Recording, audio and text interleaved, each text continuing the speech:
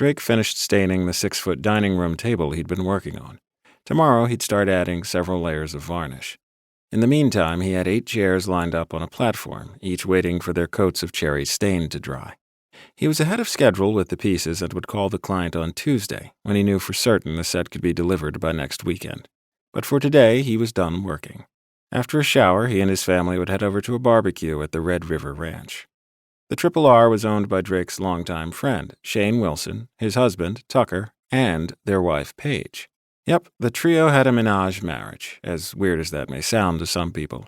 Drake couldn't understand how a guy could share his woman with another guy, but it worked for them, and that was all that mattered. It probably helped that Shane and Tucker were in love with each other in addition to loving their wife. That probably freaked out the bigots in town more than the menage did. It wasn't the first shared marriage with a woman for the men either. Their first wife, Sarah, had died a little over 3 years ago, leaving behind the 2 widowers and a 6-year-old daughter, Ariana.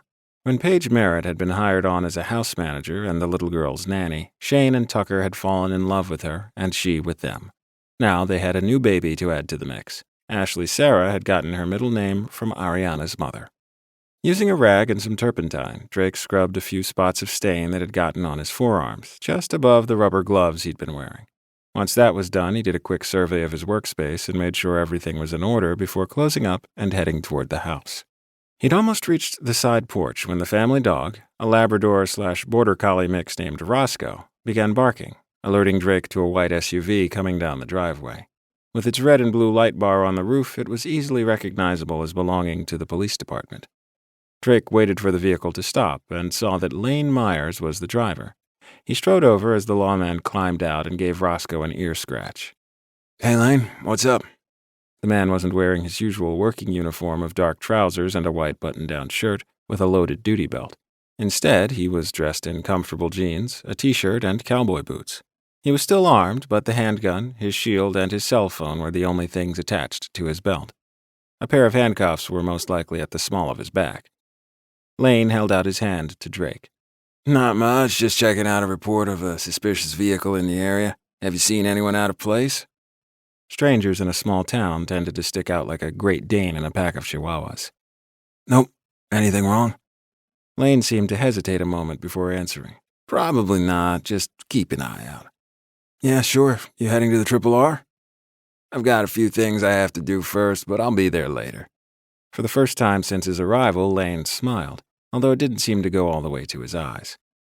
"I'm looking forward to Lou turning me down for a dance." Drake burst out laughing.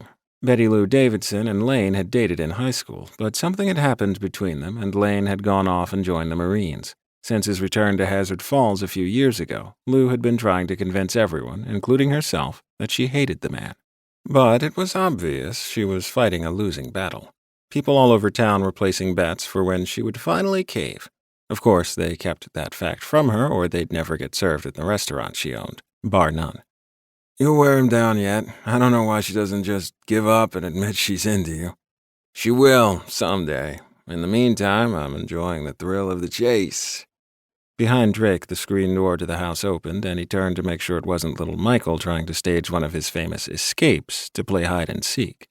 But it wasn't any of the kids. It was Blair, and she looked terrified. The blood had drained from her face, her eyes were wide, and her mouth was opening and closing without any sound coming from her lips. Her entire body was shaking, and she looked like her knees were about to give out. Her stomach dropping, Drake ran to her side. "Blair, what's wrong?" He helped her to the rocking chair next to the door, and she collapsed into it. Drake fell to his knees in front of her. "What is it, baby? Are the kids okay?" He was about to stand again and run inside to search for his children when Blair's faint voice reached his ears. Look." "What?" Confused, it took him a second for his gaze to drop from her drawn face to her trembling hand. He grabbed the phone she held out to him and stared at the screen.